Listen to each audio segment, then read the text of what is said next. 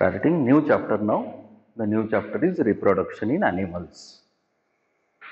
Chapter आपल्याला सुरू करायचं आहे. नवीन चॅप्टर आहे रिप्रोडक्शन इन ॲनिमल्स.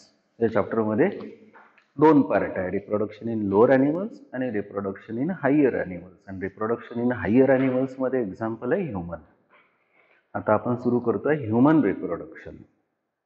या ह्युमन रिप्रोडक्शनमध्ये आपल्याला काय डिस्कस आणि स्टडी करायचं आहे, तर मेल रिप्रोडक्टिव्ह सिस्टीम आहे, हिस्टॉलॉजी ऑफ टेस्टिस आहे, स्पर्म्स कसे तयार होतात म्हणजे स्पर्मॅटोजेनेसिस काय असते, मग फिमेल रिप्रोडक्टिव्ह सिस्टीममधल्या ओव्हरीची हिस्टॉलॉजी, मग ओव्हरीमध्ये ग्राफियन फॉलिकल तयार होते त्याचं स्ट्रक्चर, मग oogenesis म्हणजे मग त्या प्रोसेसमध्ये ओव्हम कसा तयार होतो तो पार्ट आहे.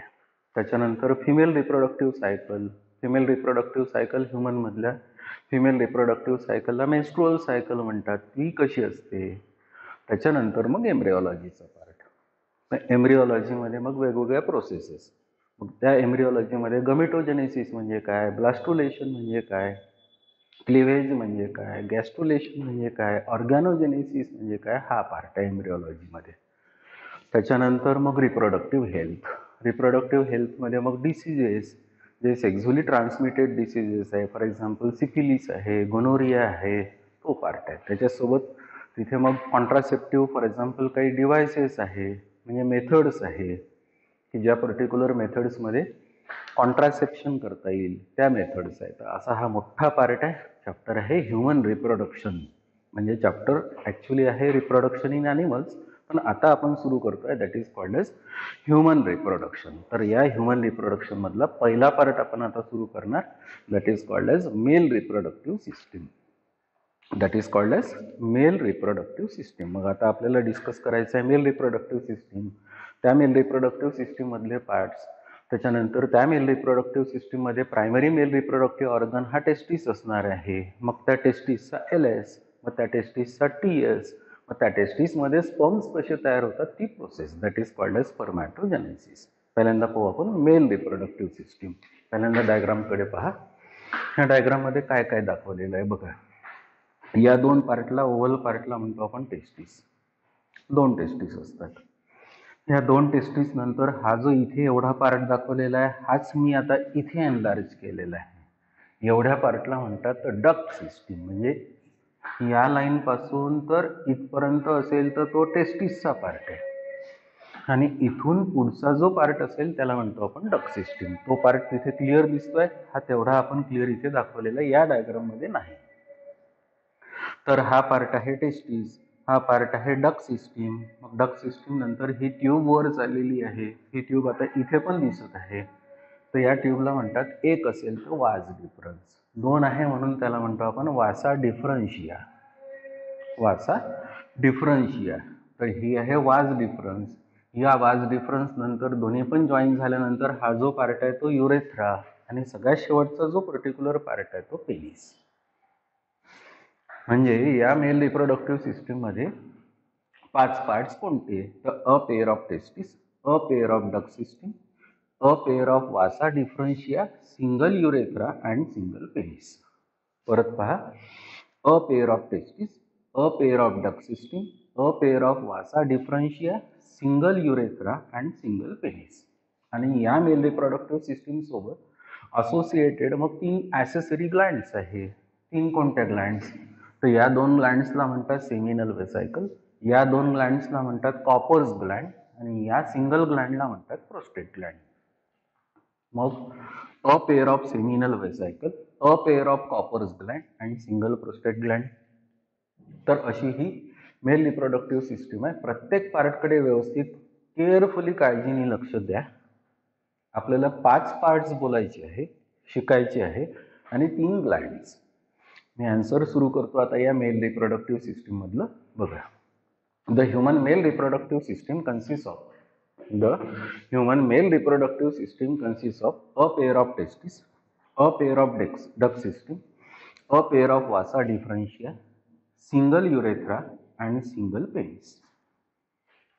The 3 accessory glands which are associated with this particular male reproductive system are a pair of seminal vesicle, a pair of Cowper's gland and single prostate gland. आता आपण एक एक सुरू करू. हा पहिला पार्ट आहे, that is called as testis. There are two testes. Both the testes are situated in between two legs.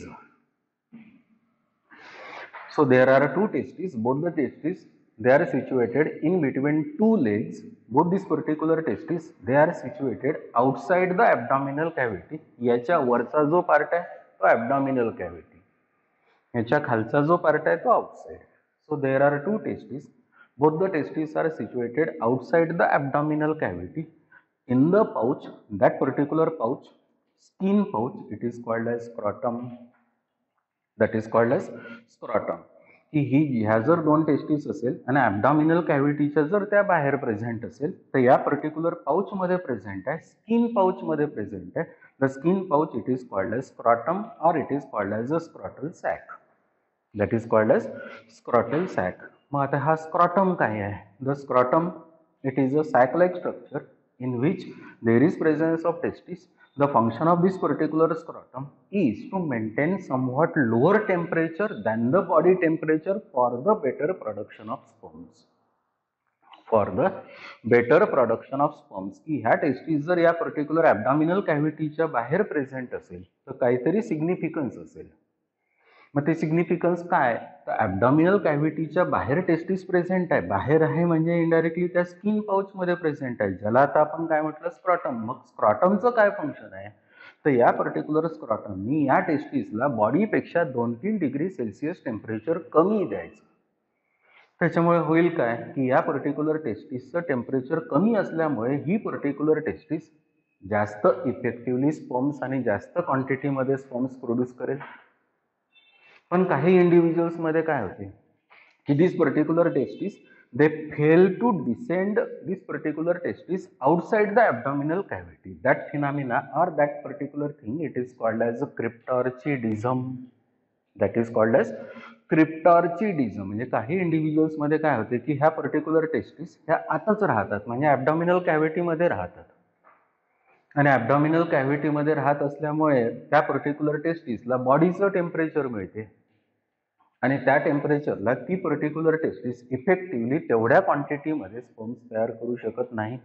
तसा जर कन्सेप्ट असेल, फिनॉमिना असेल, तर that is called as a क्रिप्टॉर्चिडिझम.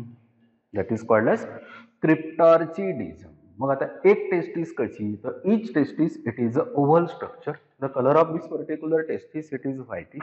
The length of this particular testis it is about 4 centimeter. The breadth of this particular testis is about 3 centimeter. The breadth of this particular testis is about 3 centimeter, and this particular testis it performs two important functions. The one it is production of sperms. The process it is called as spermatogenesis. And the another function of this particular testis is to secrete the male hormone androgen, that is called as the testosterone.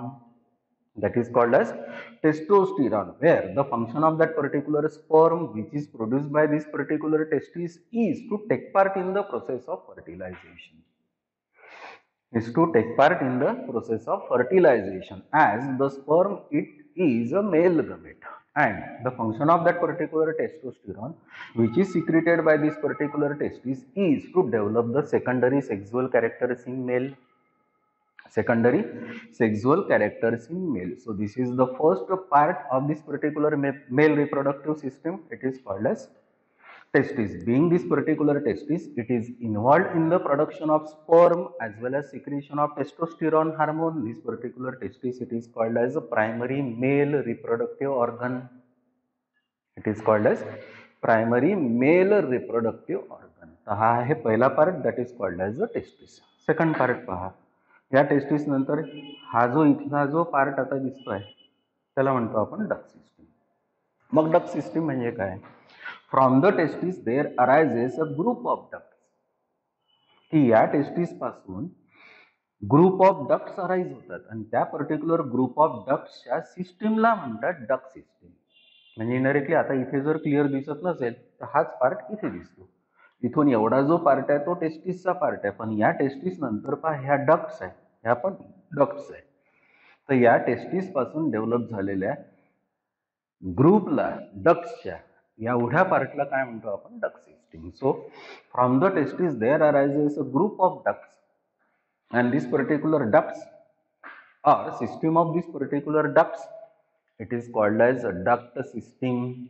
That is called as duct system, where this particular duct system, it is differentiated into two parts. The two parts which are present in this particular duct system, they are the vasa efferentia and the epididymis. They are the vasa efferentia and the epididymis. मग vasa efferentia काय, तर from the testis, इथून एवढा जो part आहे तो testis, from the testis there arises about 12 to 20 fine ductules. The network of this particular fine ductules, it is called as vasa efferentia या testis पासून जवळजवळ 12 ते 20 डक्ट्युल्स, फाइन डक्ट्युल्स अराइज होतात. त्या पर्टिक्युलर डक्ट्युल्सच्या नेटवर्कला म्हणतात vasa efferentia. The function of this particular vasa efferentia is to carry the sperms from testis to the epididymis. म्हणजे या वासा इफ्रन्शियाचं फंक्शन काय, की या वासा इफ्रन्शियाने टेस्टिस कडून स्पर्म्स घ्यायचे आणि वासा इफ्रन्शियाच्या पुढच्या पार्टला म्हणजे एपिडिडायमिसला द्यायचे. So the network of this particular ductules, it is called as a vasa efferentia. The function of this particular vasa efferentia thus is to carry the sperms from testis to the epididymis. त्याच्यानंतर या वासा इफ्रन्शिया नंतर त्याच duct system मध्ये दुसरा part आहे, that is called as एपिडिडायमिस. या टेस्टिसच्या या साईडला जो हा पर्टिक्युलर पार्ट दिसतो त्याला काय म्हणतो आपण, एपिडिडायमिस.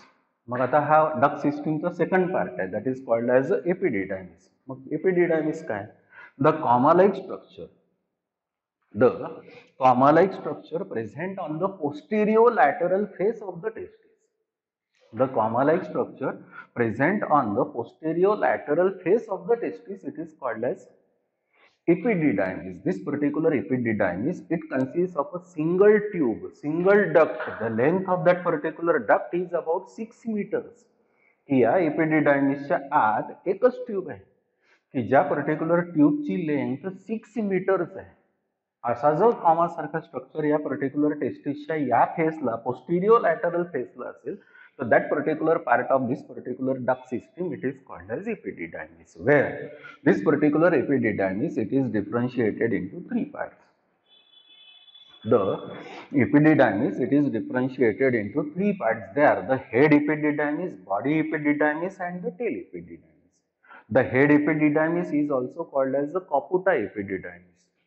The body epididymis, it is also called as the corpus epididymis. And the tail epididymis, it is also called as the cauda epididymis. मग प्रत्येकाचे फंक्शन वेगळे आहे. कसे, the function of the head epididymis or caput epididymis is to receive the sperms from vasa efferentia and conduct to the body epididymis. Body epididymis चं काय function, the function of the body epididymis is to receive the sperms from head epididymis and carry to the tail epididymis and store for some time.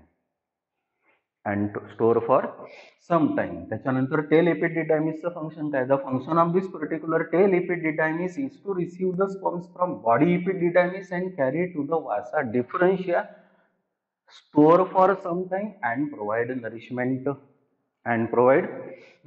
म्हणजे head epididymis मध्ये vasa इफ्रन्शिया कडून sperms फक्त receive होतात. Body एपिडिडायमिस मध्ये sperms head एपिडिडायमिस मधून receive पण होतात आणि स्टोअर पण होतात. टेल एपिडिडायमिस मध्ये बॉडी एपिडिडायमिस कडून स्पर्म्स रिसीव्ह पण होतात, स्टोअर पण होतात आणि नरिशमेंट, न्यूट्रिशन पण प्रोव्हाइड होते. So this is the part, this particular part, it is called as epididymis. Thus this particular epididymis and vasa efferentia together, it is called as the duct system. Together it is called as duct system. तर हा पहिला part होता, that is called as the testis. हा आता दुसरा part होता, that is called as duct system. आता आपण तिसऱ्या पार्टला जाणार, that particular third part of the male reproductive system, it is called as a pair of vasa deferentia. A pair of vasa deferentia. Actually काय आहे की both this particular testis, they are situated outside the abdominal cavity in the pouch. That pouch, it is called as scrotum. In between this particular scrotum and the testis, there is presence of a cavity. That cavity it is called as scrotal cavity, and this scrotal cavity anteriorly communicate with the cavity of the abdomen by means of this particular passage. That particular passage it is called as inguinal canal. That is called as inguinal canal. मी आता काय म्हटलं की या testis आणि स्क्रॉटमच्या मध्ये एक space आहे, त्या पर्टिक्युलर स्पेसला स्क्रॉटल कॅव्हिटी म्हणतात. तर ही स्क्रॉटल कॅव्हिटी वर जाऊन ॲब्डॉमिनल कॅव्हिटी सोबत कनेक्ट होईल, ज्या पॅसेजनी कनेक्ट होईल त्या पॅसेजला म्हणतो आपण इंग्युनल कॅनल. आणि त्या इंग्युनल कॅनलमध्ये असा एक फायब्रस कॉर्ड प्रेझेंट असतो, टिश्यू प्रेझेंट असतो की जो पर्टिक्युलर टिश्यू दोन्ही टेस्टिसला हँग करतो. That particular tissue it is called as gubernaculum. That is called as a spermatic cord. That is called as spermatic cord. आपल्याला इंग्युनल कॅनल सांगायचं काय काम पडलं, तर ॲक्च्युली ही जी पर्टिक्युलर थर्ड पार्ट आहे ज्याला आपण वासा डिफरन्शिया म्हणतो, ती इंग्युनल कॅनल मधूनच पास होणार आहे, म्हणून थर्ड पार्ट पा. The third part it is called as a pair of vasa deferentia. So from the tail epididymis, हा टेल इपिडिडायमिसचा पार्ट आहे. From the tail epididymis there arises long muscular tubular structure. From the tail epididymis there arises a long muscular tubular ciliated structure. That particular tubular structure it is called as a vas deferens. That is called as a vas deferens, where this particular vas deferens it runs through the inguinal canal. किंवा ही particular vas deferens असेल तर त्या tail epididymis पासून निघालेली आहे, पण वर ॲब्डॉमिनल cavity मध्ये जायला कुठून जावं लागेल, तर या पॅसेज मधून जावं लागेल. And that passage it is called as inguinal canal. So from the tail epididymis there arises long muscular tubular ciliated structure that is called as a vas deferens. The length of this particular vas deferens is about 40 centimeter. Is about 40 centimeter, and this particular vas deferens it joins with the seminal vesicle. The vas deferens it joins with the seminal vesicle and forms a common duct, and this particular duct it is called as the ejaculatory duct. That is called as ejaculatory duct. The length of this particular ejaculatory duct is 2 centimeter. म्हणजे वास डिफरन्सची length किती आहे तर 40 centimetre. पण या छोट्याशा ट्यूबची length ज्याला आपण इजॅक्युलेटरी डक्ट म्हणतो, त्या ट्यूबची लेंथ किती आहे तर 2 सेंटीमीटर. म्हणजे इजॅक्युलेटरी डक्ट केव्हा तयार होईल, जेव्हा वाज डिफरन्स सेमिनल वेसायकल सोबत जॉईन होईल, तेव्हा जी ट्यूब तयार होईल जिची लेंथ आता 2 सेंटीमीटर राहील. That particular tube it is called as a ejaculatory duct. मग फंक्शन काय आहे वाज डिफरन्सचं? The function of this particular vas deferens is to carry the sperms from duct system to the urethra. म्हणजे या duct system पासून त्या particular स्पर्म्सला घ्यायचं आणि समोर जाऊन त्या पर्टिक्युलर वाज डिफरन्सनी ते स्पर्म्स या युरेथ्रामध्ये टाकायचे, ऍड करायचे. So that is the function of that particular part. That particular part it is called as a vas deferens. The fourth part of this particular male reproductive system it is called as single urethra. That is called as single urethra. मग आता urethra observe करा. From the neck of the urinary bladder. हे urinary bladder आहे, या urinary ब्लॅडरचा हा जो lower part आहे तो नेक आहे. म्हणजे ही एक्सक्रेटरी सिस्टीम आहे, म्हणजे ती युरिनरी सिस्टीम आहे. त्या युरिनरी सिस्टीमचा हा युरिनरी ब्लॅडर पार्ट आहे, त्याचा हा जो लोअर पार्ट आहे तो नेक आहे. आणि त्या नेक पासून अराईज झालेली जी ट्यूब आहे त्या ट्यूबला काय म्हणतो आपण, urethra. So from the neck of the urinary bladder there arises, from the neck of the urinary bladder there arises single long muscular tubular structure it is called as urethra. That is called as urethra. This particular urethra it joins with the ejaculatory duct. बघा, हा urethra part आहे आणि इकडच्या ejaculatory डक्टला हा urethra join होत आहे आणि join होऊन एक कॉमन ट्यूब तयार होत आहे. So this particular urethra it joins with the ejaculatory duct of male reproductive system and forms a common canal. That particular common canal it is called as urinogenital canal. That is called as urinogenital canal, where the length of this particular urinogenital canal or urethra in male is about 18 to 20 centimeter. Is about 18 to 20 centimeter, and this particular urinogenital canal it opens at the tip of the penis. हा शेवटचा part आहे या particular male reproductive सिस्टीमचा, तो आहे penis. So this particular urinogenital canal, it opens at the tip of the penis by means of an opening. That particular opening, it is called as urinogenital aperture. That is called as urinogenital aperture. मग या युरेथ्राचं काय function असेल? So the function of this particular urethra is to carry the urine and is to carry the semen. जे mail reproductive system मध्ये जे material तयार होते त्याला सिमेन म्हणतात आणि एक्सक्रेटरी सिस्टीम मध्ये जे तयार होते त्याला युरिन म्हणतात. Thus, this particular urethra, it serves as a common passage for urine as well as the semen. So this is the part, this particular part of male reproductive system as well as excretory system, it is called as urethra. And the last part of this particular male reproductive system, it is called as penis. मग penis काय आहे? The penis it is a single long muscular erectile structure. It is single, long, muscular and erectile structure. It is a male copulatory organ. It takes part in the process of copulation. So it is a male copulatory organ, or in another words, it is the external genitalia of the male. It is the external genitalia of the male. म्हणजे indirectly हा एवढा जो part आहे याला काय म्हणतो आपण? Penis. म्हणजे इंडायरेक्टली ॲब्डॉमिनल कॅव्हिटीच्या बाहेर पेनिस प्रेझेंट आहे आणि हे जे दोन पार्ट प्रेझेंट आहे त्यांना टेस्टिकल्स म्हणतो. म्हणजे ही टेस्टिस आहे, हे स्क्रॉटम आहे, इथे डक्ट सिस्टीम प्रेझेंट आहे. हे जर ॲब्डॉमिनल कॅव्हिटीच्या बाहेर प्रेझेंट असेल तर त्याला टेस्टिकल म्हणतात. याला पण टेस्टिकल म्हणतात. तर त्या टेस्टिकलच्या आत हा एवढा जो पार्ट आहे तो टेस्टिस आहे. म्हणून या पेनिसला काय म्हटलेलं आहे आपण? द एक्सटर्नल जेनायटल ऑर्गन, म्हणजे external genitalia of the male, it is called as a penis. It is called as penis. मग पेनिस काय आहे? It is a muscular structure, it is a erectile structure, it is a muscular structure, it is a erectile structure. The tip of this particular penis it is highly sensitive. या पेनिसचा टीप जर असेल तर तो खूप sensitive असतो. The sensitive part of this particular penis it is called as a prepuce, or it is called as a foreskin. The sensitive part of this particular penis, it is called as a prepuce or glans penis. It is called as glans penis, and that particular glans penis, it is covered by the skin fold, and that particular skin fold, it is called as a prepuce, or it is also called as a foreskin. परत सांगतो मी की या particular पेनिसच्या टिपचा जो part आहे तो sensitive असतो, त्याला glance penis. पण तो सेन्सिटिव्ह असल्यामुळे त्याच्यावर स्किन फोल्ड असते, and that particular skin fold which is present on that particular glans penis, it is called as a prepuce, that is also called as a foreskin. That is called as foreskin. Internally या पेनिसच्या आत जर गेलो आपण तर internally this particular penis it shows the presence of two types of tissues, that is corpora cavernosa and corpus स्पॉन्जिओझम.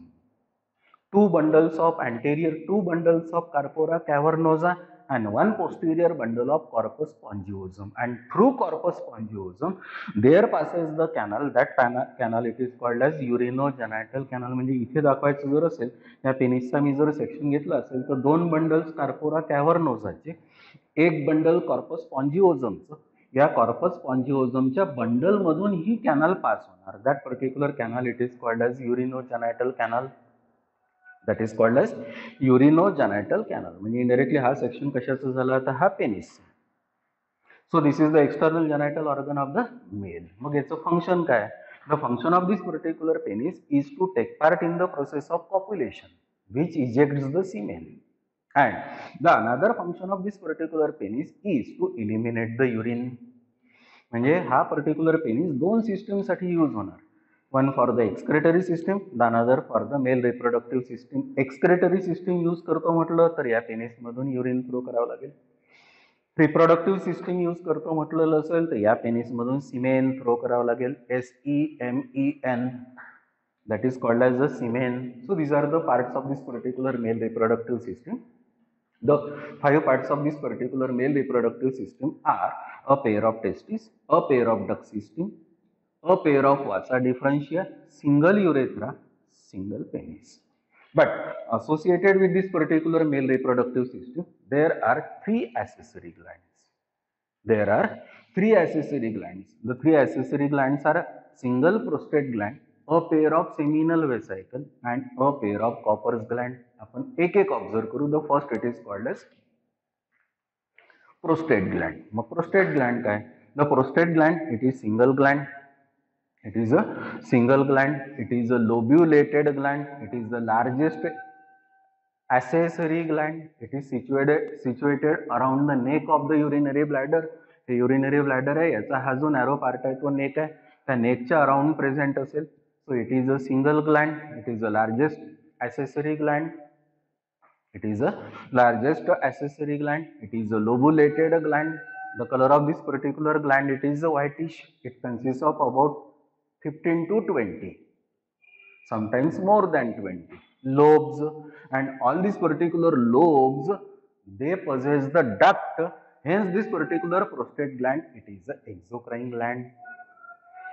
It is a exocrine gland where all the ducts of this particular prostate glands, they opens into the urethra. They opens into the urethra. मग या prostate gland function काय आहे? So this particular prostate gland secrete the secretion which forms the part of the semen.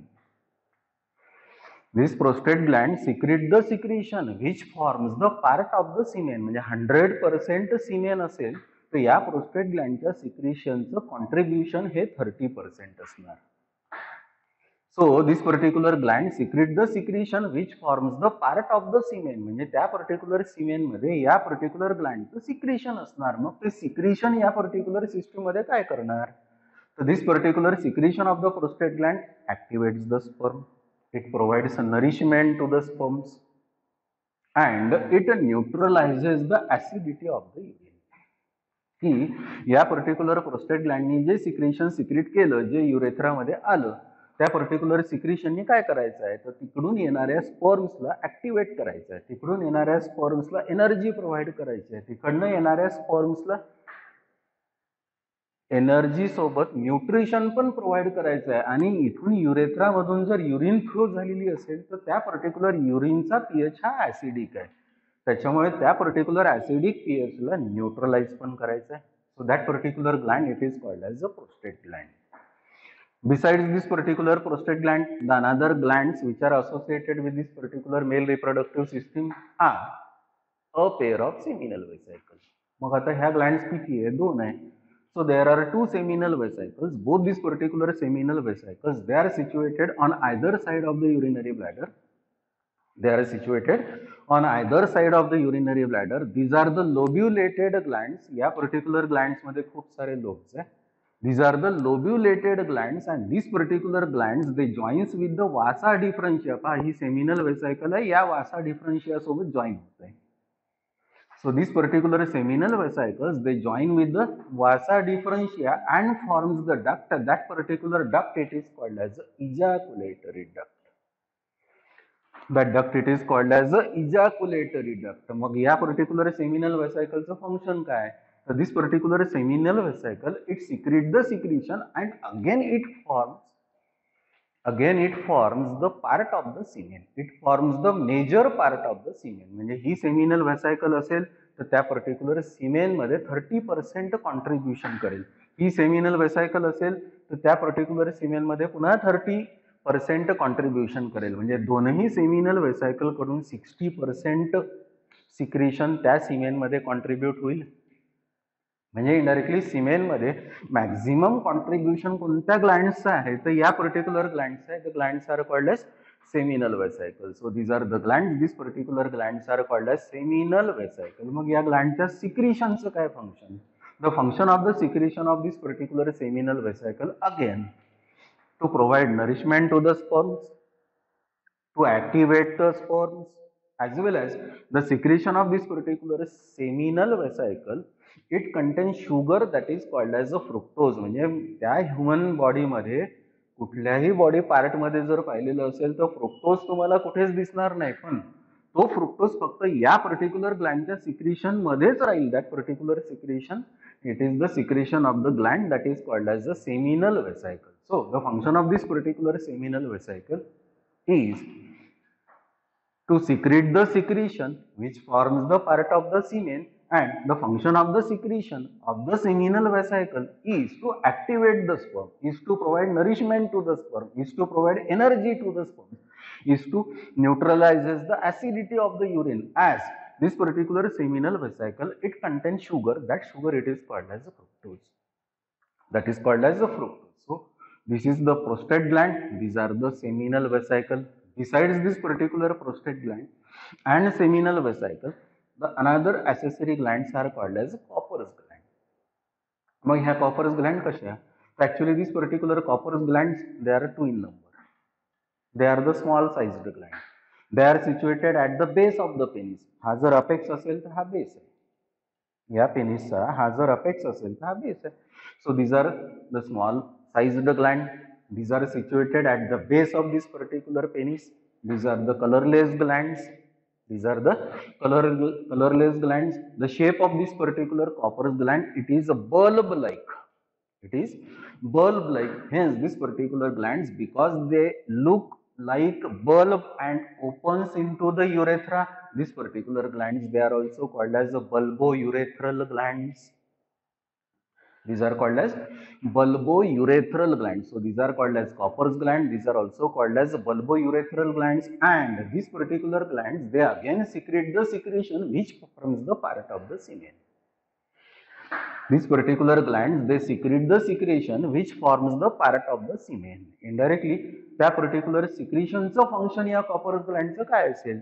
So this particular secretion of this particular Copper's gland lubricate the passage of vagina during the process of copulation. म्हणजे indirectly हा penis जेव्हा female reproductive system मधल्या वजायनामध्ये enter होईल त्यावेळेस या Cowper's ग्लँडचं secretion त्या female reproductive सिस्टीमच्या वजायनाला lubricate करेल. फिमेल रिप्रोडक्टिव्ह सिस्टीमच्या वजायनाला लुब्रिकेट करेल. म्हणजे इनडायरेक्टली फायनली काय की टेस्टिसनी काय प्रोड्यूस केले? स्पर्म्स. सेमिनल वेसायकलनी काय प्रोड्यूस केले? सिक्रेशन. प्रोस्टेट ग्लँडनी काय सिक्रेट्स केलं? सिक्रेशन. कॉपर्स ग्लँडनी पण काय सिक्रेट्स केलं? सिक्रेशन. म्हणून the mixture of sperms, secretion of seminal vesicle, secretion of prostate gland and secretion of Copper's gland, together it is called as semen. Together it is called as semen. म्हणजे indirectly semen मध्ये काय राहणार? तर testis मध्ये produce झालेले sperms, seminal वेसायकल मध्ये तयार झालेलं सिक्रेशन, प्रोस्टेट ग्लँड मध्ये पण तयार झालेलं सिक्रेशन आणि कॉपर्स ग्लँड मध्ये पण तयार झालेलं सिक्रेशन. 1, 2, 3 आणि 4 या 4 पार्ट्सनी तयार केलेलं जे मिक्सचर आहे, that particular mixture which is ejaculated outside the penis during the process of copulation, that particular material it is called as semen. So finally, this is the male reproductive system. This male reproductive system, thus it consists of 5 parts and 3 accessory glands.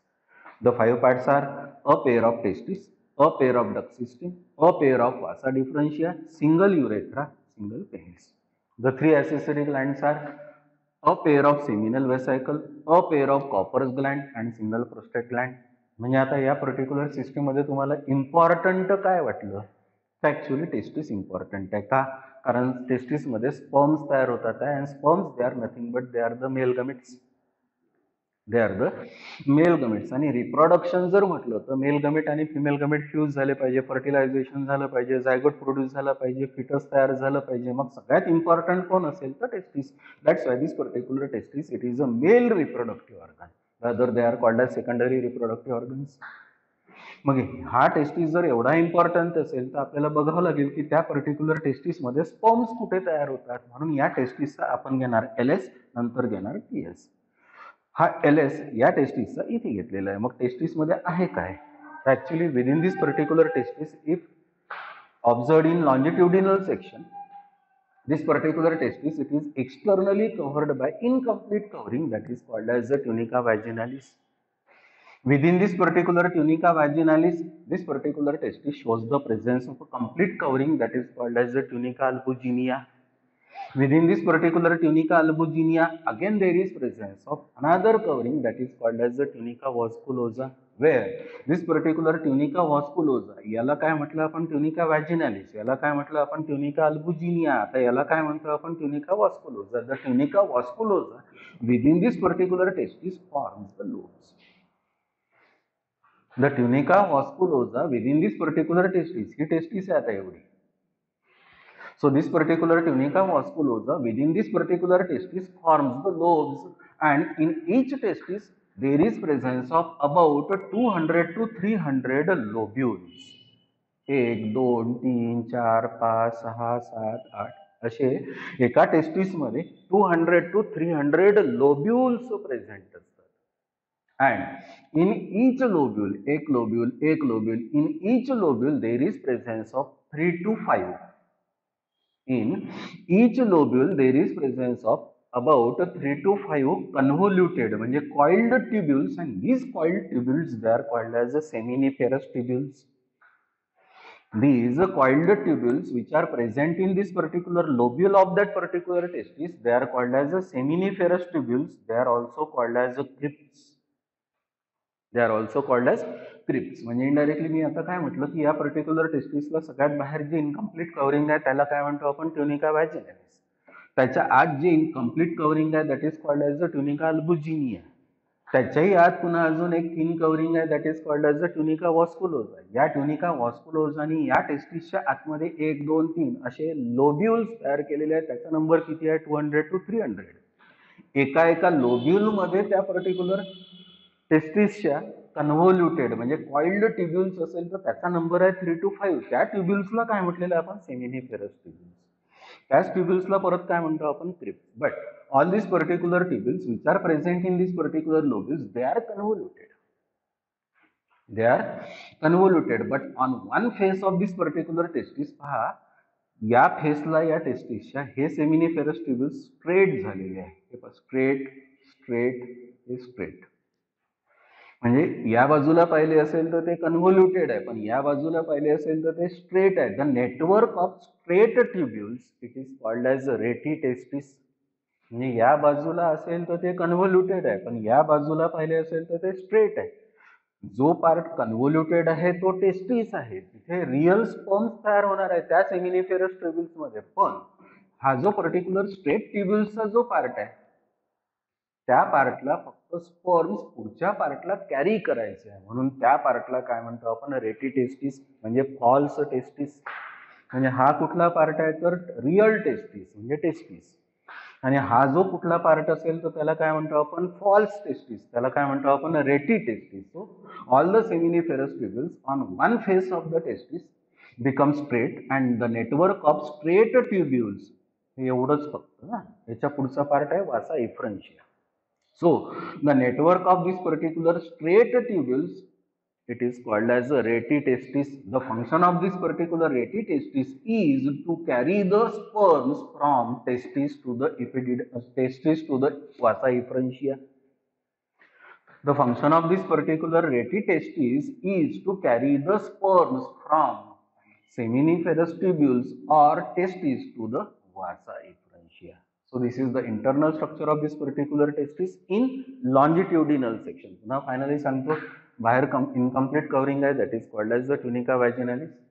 त्याच्या आत complete covering आहे that is called as the tunica albuginea. त्याच्या पण आत एक thin covering आहे that is called as the tunica vasculosa. या tunica vasculosa मुळे आतमध्ये काय तयार झालेले आहे तर लोब्युल्स. लोब्युल्स मध्ये काय प्रेझेंट आहे तर ट्युब्युल्स. ट्युब्युल्सला काय म्हणतो, सेमिनिफेरस ट्युब्युल्स. पण हे सगळे सेमिनिफेरस ट्युब्युल या फेसला पाहिले तर कॉइल्ड आहे, कन्व्होल्युटेड आहे, पण या फेसला पाहिलेले असेल तर ते स्ट्रेट आहे. म्हणून the network of straight tubules on one face of the testis it is called as rete testis. That is called as rete testis. म्हणजे हा कुठला पार्ट आहे तर टेस्टिस, हा कुठला पार्ट आहे तर रेटी टेस्टिस, हा कुठला पार्ट आहे तर वासा इफ्रन्शिया, आणि हा कुठला पार्ट आहे तर इपिडिडायमिस. त्याच्यापैकी वासा इफ्रन्शिया आणि इपिडिडायमिसला आपण कलेक्टिव्हली काय म्हणतो, डक्ट सिस्टम, आणि याच्या आधीचा जो पार्ट आहे त्याला काय म्हणतो आपण, testis. So this is a male reproductive system and that is the longitudinal section of the testis. आता आपण त्या टेस्टिसच्या हिस्टॉलॉजीमध्ये जाऊ की या पर्टिक्युलर टेस्टिसमध्ये स्पर्म्स कुठे तयार होतात. मग तो जर पार्ट पाहायचा असेल तर या टेस्टिसचा आपल्याला असा सेक्शन घ्यावा लागेल. आता आपण व्हर्टिकल सेक्शन म्हणजे लॉन्जिट्युडिनल सेक्शन घेतला, आता आपण ट्रान्सवर्स सेक्शन घेऊ. Okay, now this is the histology of the testis. ही डायग्राम कशाची आहे तर ट्रान्सवर्स सेक्शन ऑफ टेस्टिस. याच्या पहिल्यांदाची डायग्राम आपण जी पाहिली ती longitudinal section of the testis. त्या longitudinal section of the testis मध्ये आपल्याला काय दिसलं, सेमिनिफेरस ट्युब्युल्स. पण तिथे आपल्याला स्पर्म्स कसे तयार होतात आणि कशापासून तयार होतात ते नाही दिसलं. ते आपल्याला पाहायचं असेल तर आपण त्या टेस्टिसचा कोणता सेक्शन घेतलेला आहे, आता ट्रान्सव्हर्स सेक्शन. म्हणजे हा ऑब्जेक्ट आहे, याचा जर असा सेक्शन घेतला असेल तर LS, पण असा सेक्शन घेतला असेल तर TS. मग आता हा TS आहे टेस्टिसचा. या टेस्टिसमध्ये आता काय दिसेल, तर in this particular testis the transverse section shows the tissue, that particular tissue it is called as connective tissue. हा जो टिश्यू दिसतोय या टिश्यूला काय म्हणतो आपण, connective tissue. Where this particular connective tissue again it is supplied by blood vessels as well as the nerve endings. But in this particular connective tissue which are present in that particular testis, there is presence of a rounded structures.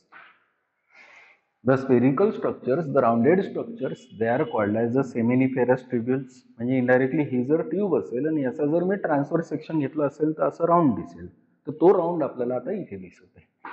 So in this particular testis, there is presence of these particular rounded structures. They are called as the seminiferous tubules. They are called as seminiferous tubules, where each seminiferous tubule or any seminiferous tubule internally, if it is observed, it shows the presence of two types of cells.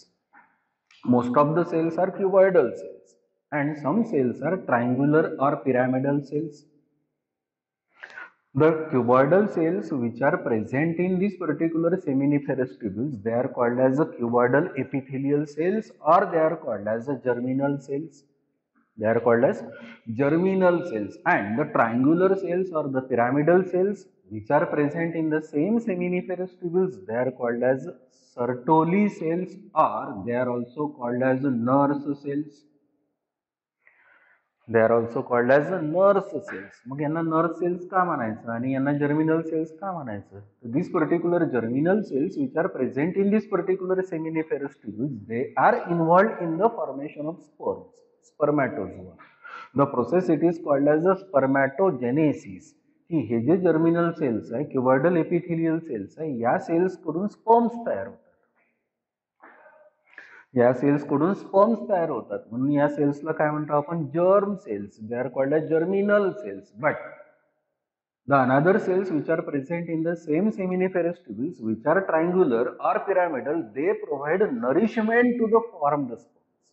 Hence these particular cells, because they nourishes the sperms, these particular cells are called as the nurse cells. They are also called as the Sertoli cells. They are also called as Sertoli cells, where if this particular seminiferous tubules, if it is observed in transverse section in this particular seminiferous tubules, again the cells which are present in seminiferous tubules, they are at various stages. Towards the periphery, there is presence of primary spermatocyte. Towards the center, there is presence of sperms. म्हणजे indirectly या एकाच seminiferous tubule मध्ये जर हे cells जर पाहिले, हे cells, तर ते पर्टिक्युलर सेल्स वेगवेगळ्या स्टेजेस मध्ये दिसते. एकदम पेरिफरी मध्ये पाहिलेलं असेल तर तुम्हाला एपिथेलियम दिसेल. थोडंसं याच्या आत आलेलं असेल तर प्रायमरी स्पर्मॅटोसाइट दिसेल. त्याच्या आत आलेलं असेल तर सेकंडरी स्पर्मॅटोसाइट्स दिसेल. त्याच्याही पण आत आलेलं असेल तर स्पर्म्स दिसेल. And most of the sperms they get stick to the cells. They are called as Sertoli cells. Hence this particular Sertoli cells, they provide nourishment to the sperms. They provide nourishment to the sperms. Besides this particular seminiferous tubule, हा seminiferous tubule आहे, हा seminiferous tubule असेल, हा seminiferous tubule असेल, हा seminiferous tubule असेल. So in between this particular seminiferous tubules, in the connective tissue, there is presence of another group of cells, and this particular group of cells, they are also called as Leydig's cells. They are also called as Leydig's cells, or these particular cells, they are also called as interstitial cells. Under the influence of hormone of that particular pituitary gland, these particular cells secrete a male hormone. That particular hormone, it is called as the testosterone. That hormone, it is called as testosterone, where that particular testosterone which is secreted by these particular Leydig's cells develop the secondary, maintain and develop the secondary sexual characters in male. कि pituitary gland कडून एक hormone येतो. That particular hormone when it reach up to that particular testis and when it finally reach up to the Leydig's cells, that hormone it is called as LH. That is called as luteinizing hormone. The another name for that particular LH, it is called as ICSH. That is called as interstitial cell stimulating hormone. तर pituitary ग्लँडच्या anterior lobe कडून ICSH interstitial cell stimulating hormone, त्यालाच LH पण म्हणतात. तर तो hormone जर testis पर्यंत गेला आणि लेडिक सेल्स पर्यंत पोहोचला, तर this particular Leydig cells upon receiving that particular ICSH get stimulated, and this particular ladies cells secrete hormone. That hormone it is called as testosterone, where that particular testosterone that develops the maintains the secondary sexual characteristics in male. म्हणजे indirectly पहा, या हिस्टॉलॉजी मध्ये, या TS मध्ये आपल्याला या टेस्टिसचे दोन्ही function दिसतात. एक, प्रोडक्शन ऑफ स्पर्म्स. दोन, secretion of hormone that is called as the testosterone. Production of sperms, हे स्पर्म्स इथे दिसत आहे, आणि secretion of male hormone that is called as the testosterone, तो पण या सेल्स कडून सिक्रेट होतो. आता आपल्याला इम्पॉर्टंट काय आहे की हे स्पर्म्स या जर्मिनल एपिथिलियम पासून कसे तयार होतात. And that particular process of formation of sperms from germinal epithelium of seminiferous tubule of testis, it is called as the spermatogenesis. That is called as spermatogenesis. आता आपल्याला ऑब्झर्व करायचं आहे की हे स्पर्म्स कसे तयार होतात. मग हा पार्ट आहे दॅट इज कॉल्ड एज स्पर्मॅटोजेनेसिस. मग स्पर्मॅटोजेनेसिस काय असेल? The process of formation of sperms within the testis, it is called as the spermatogenesis. The process of formation of sperms within the testis, it is called as the spermatogenesis. And this particular spermatogenesis, it starts at puberty. It starts at puberty. म्हणजे indirectly तो particular male परत 13 to 15, 14 या एजचा झाल्यावर त्या particular टेस्टिसला active व्हावं लागेल. हे germinal cells active होतील आणि स्पर्म्स तयार होतील. त्या एजला ज्यावेळेस स्पर्म्स तयार व्हायला सुरुवात होते त्याला म्हणतो आपण puberty. So the process of formation of this particular sperms, it is called as the spermatogenesis, where the process of this particular spermatogenesis again it involve 3 steps or phases. The first, it is called as a multiplication phase. Second, it is called as a growth phase. The another, it is called as a maturation phase, where in multiplication phase, the cells which are called as the germinal epithelial cells, they are again called as the primordial cells. They undergo repeated mitosis. There is formation of many cells, and all these particular cells, they are called as spermatogonia. Each is called as the spermatogonium. Because this particular division, it is mitosis, the original primordial cell or this particular germinal epithelial cell, if it is diploid, the formed new cells, they are again diploid. काय म्हटलं मी की या स्पर्मॅटोजेनेसिस मध्ये 3 phases आहे. Multiplication phase आहे, growth phase आहे आणि maturation phase आहे. मल्टिप्लिकेशन फेज मध्ये फक्त मायटॉसिस होईल. हा जो पर्टिक्युलर सेल आहे, जर्मिनल एपिथिलियल सेल आहे किंवा क्युबॉइडल एपिथिलियल सेल आहे, हा पर्टिक्युलर सेल रिपीटेड मायटॉसिस मध्ये जाईल. नंबर ऑफ सेल्स तयार होईल. सगळ्या सेल्सची प्लॉइडी ही डिप्लॉइड राहील, कारण इथे एकापासून 2 झाले, 2 पासून सपोज 4 झाले. हा जर सेल डिप्लॉइड असेल आणि हे सगळे जर डिप्लॉइड असेल तर नॅचरली डिव्हिजन कोणतं झालेलं आहे? मायटॉसिस. म्हणजे indirectly in multiplication phase, the primordial cell or germinal epithelial cell, it only produce new cells in number of copies. And all these particular cells, now they are called as spermatogonia. They are the diploid cells. Each is called as spermatogonium. And suppose this particular spermatogonium, if it is taken into consideration for the second phase, that is called as growth phase, this particular cell, it obtain nutrition, grow in size, and that particular grown cell, large cell, now it is called as the primary spermatocyte. This is again diploid cell. की हा sale जर असेल याने nutrition absorb केलेलं असेल, obtain केलेलं असेल आणि तो जर ग्रो झालेला असेल तर this particular cell, now it is called as a primary spermatocyte. It is a diploid cell. Now this particular primary spermatocyte प्रत्येकाचं होईल. याचं जसं ग्रोथ झाली तशी याची पण होईल, याची पण होईल, याची पण होईल, पुढच्या सगळ्या प्रोसेसेस प्रत्येकाच्या होईल. आपण एक दाखवतोय. So this particular cell, it enters in the growth phase, it increases in size. That particular cell, now it is called as primary spermatocyte. It is a diploid cell. Now this particular primary spermatocyte, it enters in the third phase, that is called as a maturation phase. That is again called as a meiosis, where this particular primary spermatocyte, which is a diploid cell, it first enters into the first meiosis, meiosis 1. There is formation of 2 cells. Both these particular cells are the haploid cells and they are now called as secondary spermatocytes. तुम्हाला meiosis चा concept माहित आहे की एकापासून पहिल्यांदा 2 तयार होतात, ह्याच्यामध्ये क्रोमोझोमचा number half होतो म्हणून याला मिओसिस 1 म्हणतो. दुसऱ्यामध्ये एकापासून पुन्हा अजून 2 तयार होतात पण क्रोमोझोमचा नंबर तोच राहतो. म्हणजे हा सेल जर हॅप्लॉइड असेल तर या दोन्ही सेल्समध्ये क्रोमोझोमचा नंबर या सेल एवढाच राहत असेल तर याही सेल्सला आपल्याला हॅप्लॉइडच म्हणावं लागेल, म्हणून हे मायटॉसिस सारखं असेल. So, the primary spermatocyte, which is a diploid cell, it enters in the meiosis 1. There is formation of 2 cells, and these particular 2 haploid cells, now they are called as secondary spermatocytes. And both these particular secondary spermatocytes, when enters in the meiosis 2, there is formation of 4 cells, and all these particular 4 cells, they are the haploid cells, and they are now called as the spermatids. That is now called as the spermatids, and all these particular spermatids later they are converted.